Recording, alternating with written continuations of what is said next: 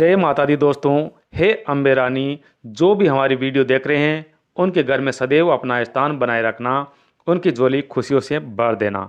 दोस्तों, 2024 में इस बार माँ दुर्गा अपनी सवारी सिंह पर नहीं बल्कि पालकी पर आ चुकी है। शास्त्रों में वर्णित है कि जब माता रानी पालकी पर सवार होकर पृथ्वी लोक पर पधारती है तो कुछ संसार में अशुभ संकेतों की ओर इशारा होता है, लेकिन हम आपको इसका उपाय भी आगे बताने वाले हैं। आपको घबराने की कोई ज़रूरत नहीं है। दोस्तों, कहा जाता है कि माता रानी जब पालकी पर सवार होकर पृथ्वी लोक पर पधारती है तो दुनिया में भूकंप, महामारी, बीमारियां, हिंसा आदि ये सब हो सकता है। भारत की बात नहीं है दोस्तों, ये पूरी दुनिया की बात है। जरूरी नहीं कि भारत में ही हो, दुनिया में कहीं भी ऐसी स्थिति उत्पन्न हो सकती है। इसके लिए आपको घबराने की कोई बात नहीं है। आपको बस एक काम करना है, एक नारियल लेना है और आप अपने और आपके परिवार के हर सदस्य के सर पर टच करवाकर उस नारियल को माता रानी के चरणों में समर्पित कर देना है। चाहे जहां में कुछ भी हो, आप और आपके परिवार का बाल भी बांका नहीं हो सकता और फिर आपका जीवन सुखमय हो जाएगा और भक्ति का भरपूर लाभ आपको प्राप्त होगा। दिल में सुकून मिलेगा। ऐसे भक्तों को माता रानी भरपूर आशीर्वाद देती है। दोस्तों, इस बार नवरात्रि पूरे 9 दिनों तक चलेगी, यानी नवरात्रि पूरे 9 दिनों तक मनाई जाएगी और माता शेरावाली की विशेष रूप से पूजा आराधना की जाएगी। दोस्तों, शारदीय नवरात्रि का महापर्व इस बार 2024 में 3 अक्टूबर दिन गुरुवार से शुरू होकर 11 अक्टूबर दिन शुक्रवार को समाप्त होंगे। दोस्तों, चलिए अब जानते हैं नवरात्रि में कौन कौन सी सब्जी नहीं खाना चाहिए और कौन कौन सी सब्जी खानी चाहिए और कौन सी सब्जी खाने से व्रत टूट जाता है। चलिए जानते हैं नवरात्रि में क्या खाएं और क्या नहीं खाएं। ये काफ़ी भक्तों के मन में प्रश्न होता है। और क्या पीना चाहिए और कौन सा फल खाना विशेष और शुभकारी माना गया है, आज हम आपको विस्तार से बताएंगे। दोस्तों, अगर माता रानी को और अधिक प्रसन्न करना चाहते हैं तो अभी कमेंट बॉक्स में लिख दीजिए जय माता दी। दोस्तों, बहुत से ऐसे भक्त हैं, बहुत से ऐसे लोग हैं जो कहने में तो अपने आप को माता रानी के भक्त कहते हैं, लेकिन जब माता रानी के वीडियो से उन्हें कोई खुशी नहीं मिलती, जिसकी वजह से वो कमेंट में जय माता दी भी नहीं लिख पाते हैं। बड़े अफसोस की बात है। और हाँ दोस्तों, यदि आप अपने जीवन में कुछ नया सीखना चाहते हैं तो हमारे चैनल को सब्सक्राइब कर सकते हैं और माता रानी के लिए एक लाइक तो बनता ही है, तो जयकारा लगाते हुए एक लाइक कर ही दीजिए। दोस्तों, शास्त्रों के अनुसार व्रत चाहे कोई भी हो, किसी भी देवी देवताओं का क्यों ना हो, नियमों का पालन तो करना ही पड़ता है, क्योंकि जो मन के मुताबिक कार्य किया जाए वो संघर्ष नहीं कहलाता।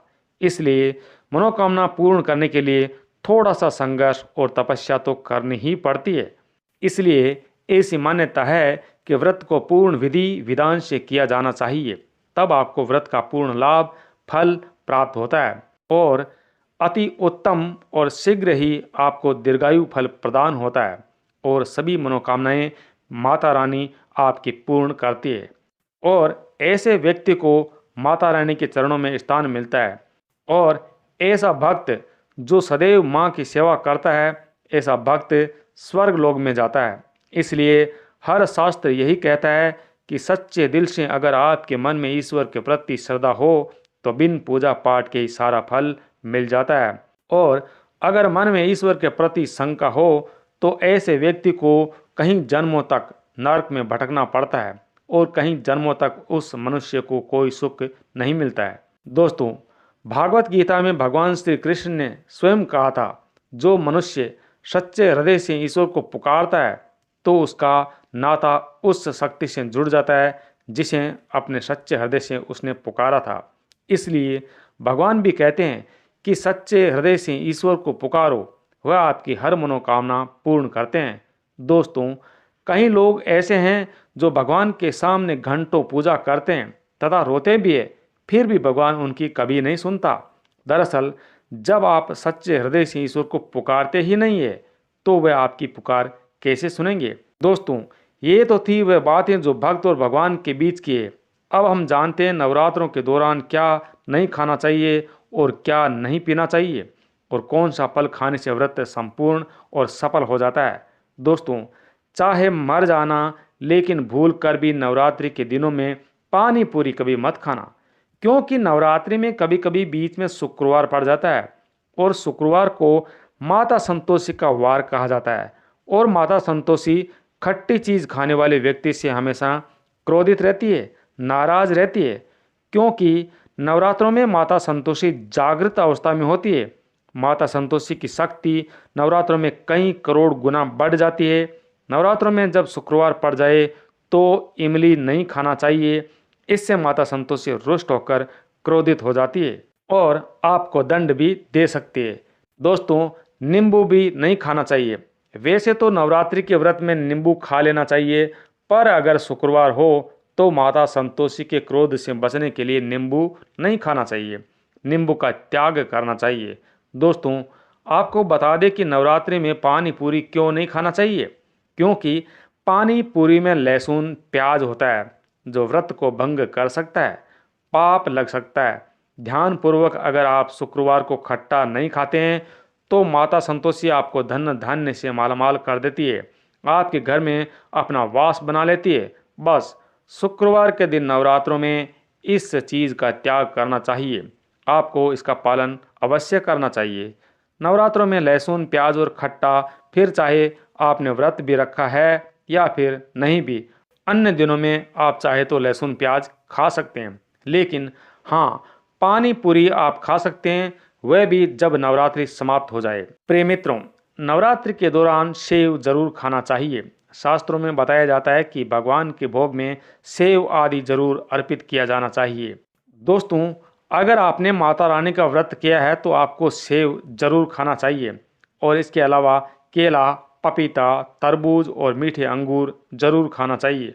इन फलों से व्रतधारी को शक्ति मिलती है और व्रत संपूर्ण हो जाता है। दोस्तों, शास्त्रों में बताया जाता है कि नवरात्रि के दिनों में सीताफल जरूर खाना चाहिए, क्योंकि सीताफल खाने से कई प्रकार की खतरनाक बीमारियां अपने आप खत्म हो जाती है।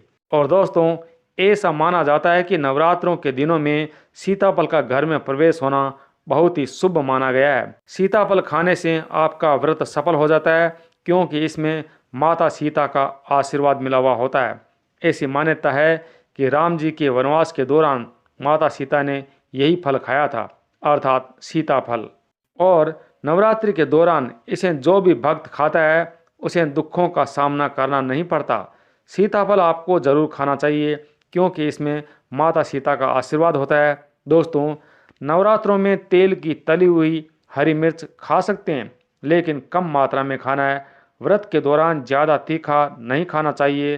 व्रत के दौरान व्रतधारी यदि ज़्यादा तीखा खाता है तो पेट में जख्म हो सकते हैं, क्योंकि इस दौरान हम व्रत का पालन करते हैं तो हमारे पेट में कुछ नहीं होता है, इसलिए हल्का खाना खाना सबसे उत्तम माना जाता है। प्रिय मित्रों, व्रतधारी को रसीले आलू अवश्य खाना चाहिए, इससे हमारे शरीर में ऊर्जा की भरपूर भरपाई हो जाती है। आप आलू का पानी भी पी सकते हैं, रसीले आलू जरूर आपको खाना चाहिए। दोस्तों, नवरात्रि में भिंडी की सब्जी जरूर खानी चाहिए, क्योंकि भिंडी में कई ऐसे पोषक तत्व होते हैं जो हमारी हड्डियों को मजबूत बनाते हैं, तथा नवरात्रों में बैंगन की सब्जी जरूर खाना चाहिए। लेकिन ध्यान रहे, नवरात्रों के दौरान बीच में अगर सोमवार पड़ जाए तो बैंगन भूलकर भी नहीं खाना चाहिए, पाप लगता है। नवरात्रों में सब्जी में हरा धनिया जरूर डालना चाहिए, क्योंकि हरा धनिया से भी व्रतधारी को पोषक तत्व मिलते हैं। नवरात्रों में हरा धनिया जरूर खाना चाहिए, क्योंकि हरा धनिया से शुगर लेवल है वो कम हो जाता है। और नवरात्रों में रिफाइंड का तेल और सरसों का तेल भूलकर भी व्रत के दौरान नहीं खाना चाहिए। मूंगफली का तेल और देसी घी और गोले का तेल खाना अच्छा माना जाता है। दोस्तों, नवरात्रि में व्रतधारी को डब्बा बंद लस्सी, डिब्बा बंद सब्जी नहीं खानी चाहिए, और आपको डिब्बा बंद जूस आदि भी नहीं पीना चाहिए। उसमें कई केमिकल मिले होते हैं, जिसके कारण आपका व्रत टूट सकता है। जब भी आप फलों का जूस पिए तो याद रखें उसमें नमक ना डालें, नहीं तो व्रत टूट जाएगा। और जूस में बर्फ भी नहीं डालना चाहिए। दोस्तों, फलों का सादा जूस पीने से व्रत सफल होता है। नवरात्रि के दौरान सिंगाड़े और कुट्टू का आटा खाने से पहले ये जरूर देख लें कि कहीं आटा पुराना तो नहीं है, क्योंकि पुराने आटे में लट्टें पड़ जाती है, जिसे खाने से आपका व्रत टूट जाता है।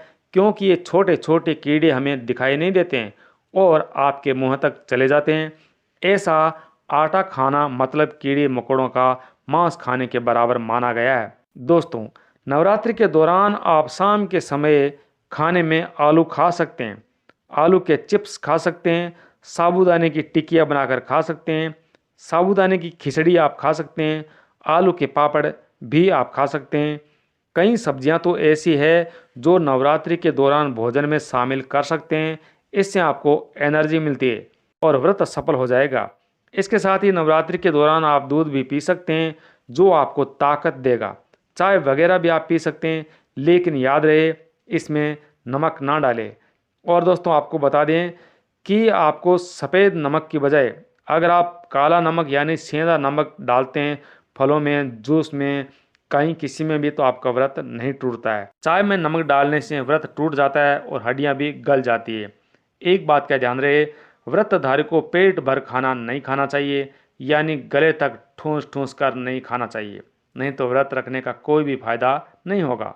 दोस्तों, नवरात्रि के 9 दिन आदि शक्ति माँ दुर्गा को समर्पित होते हैं। नवरात्रि के 9 दिन माता रानी के 9 अलग अलग स्वरूपों का पूजन किया जाता है। नवरात्रि के 9 दिनों तक माता रानी को अलग अलग स्वरूप के हिसाब से अलग अलग पुष्प, अलग अलग भोग अर्पित किए जाते हैं। लेकिन क्या आप जानते हैं कि कुछ ऐसी वस्तुएं हैं नवरात्रि के दौरान भूलकर भी माता रानी को अर्पित नहीं करनी चाहिए। अगर इन वस्तुओं को आप गलती से भी माता रानी को अर्पित कर देते हैं तो आपका व्रत और पूजन का पूर्ण लाभ नहीं मिलेगा। इसलिए माता रानी की कृपा प्राप्त करने के लिए आपको ये जानना अति आवश्यक है कि वे कौन सी ऐसी वस्तुएं हैं जो माता रानी के पूजन में भूलकर भी इस्तेमाल नहीं करनी चाहिए। तो दोस्तों, आइए जानते हैं। दोस्तों, माता रानी का जयकारा लगाते हुए आगे बढ़ते हैं। तो नंबर 1, नवरात्रि के दौरान शादीशुदा महिलाओं को सफ़ेद कपड़े पहनकर पूजा पाठ नहीं करना चाहिए और काले कपड़े भी कभी नहीं पहनना चाहिए। इससे पूजा व्रत आदि खंडित हो जाते हैं। और दोस्तों, माता की चौकी जब भी आप लगाते हैं तो उसके नीचे कागज भूलकर भी नहीं लगाना चाहिए। माता की चौकी हमेशा लाल कपड़ा बिछाकर ही लगानी चाहिए। हमेशा याद रहे, नवरात्रों के 9 दिनों तक व्रतधारी को अपना आसन माता रानी की चौकी के सामने ही लगाना चाहिए और वहीं पर आपको सोना चाहिए। मंदिर को नवरात्रों के दौरान अकेला नहीं छोड़ा जाता है, बहुत ही अशुभ माना जाता है। जरा आप भी तनिक सोचिए कि माता रानी अपने स्वर्ग लोक को छोड़कर आपके घर में 9 दिन निवास करने आती है, रहने के लिए आती है, और ऐसे में आप उन्हें अकेला छोड़कर जाते हैं तो माता रानी भी आपको छोड़कर चली जाएगी। इसलिए हमेशा माता की चौकी के पास ही रहना और सोना चाहिए। दोस्तों, नंबर 2, नारियल। हिंदू धर्म में नारियल को सुख, समृद्धि, श्रद्धा और सम्मान का सूचक माना जाता है। नारियल को श्रीफल भी कहा जाता है। नारियल को सुख समृद्धि में वृद्धि करने वाला माना जाता है। नारियल का पूजा पाठ साधना में विशेष महत्व होता है। जैसे कि दोस्तों, आप सभी जानते हैं कि माता रानी के कई मंदिरों में तो नारियल की बलि भी दी जाती है और माता रानी के पूजन में नारियल का इस्तेमाल हम सभी करते ही है। खासकर कलश की स्थापना विधि विधान से पूर्ण करने के लिए नारियल रखकर ही की जाती है। प्रिय मित्रों, माता रानी के पूजन में हम नारियल का इस्तेमाल करते समय कुछ गलतियां कर बैठते हैं, क्योंकि दोस्तों, नारियल कई प्रकार के होते हैं। एक पानी वाला हरा नारियल और एक सूखा वाला। तो माता रानी के पूजन में हमेशा जटा वाला और पानी वाला नारियल ही इस्तेमाल करें और नारियल हमेशा पूर्ण होना चाहिए। नारियल टूटा हुआ या चटका हुआ नहीं होना चाहिए, क्योंकि साबुत नारियल ही पूर्ण और पवित्रता का प्रतीक होता है। साबुत नारियल ही सुख समृद्धि का प्रतीक होता है और साबुत नारियल को ही श्रीफल यानी कि माता लक्ष्मी का फल कहा जाता है। नवरात्रि में कलश स्थापना करते समय पानी वाला नारियल यानी जटा वाला नारियल ही इस्तेमाल करना चाहिए। साथ ये ध्यान रखना चाहिए कि नारियल को हमेशा कलश पर लेटा कर ही रखना चाहिए। नारियल को कभी भी कलश पर खड़ा करके नहीं रखना चाहिए। नारियल को सदैव कलश पर लेटा कर ही रखा जाता है। इसके साथ ही नारियल को कलश पर स्थापित करने के लिए नारियल को लाल कपड़े में लपेटकर माता रानी की लाल चुनरी ओढ़ा कर ही आप कलश पर स्थापित करें, क्योंकि हमारे हिंदू शास्त्रों के अनुसार जब नारियल को सही तरीके से कलश पर स्थापित किया जाता है तो पूर्ण लाभ की प्राप्ति होती है और माता रानी की कृपा परिवार पर सदैव बनी रहती है। दोस्तों, जानकारी अच्छी लगी हो तो इस वीडियो को सभी के साथ शेयर करें। आपका बहुत बहुत धन्यवाद।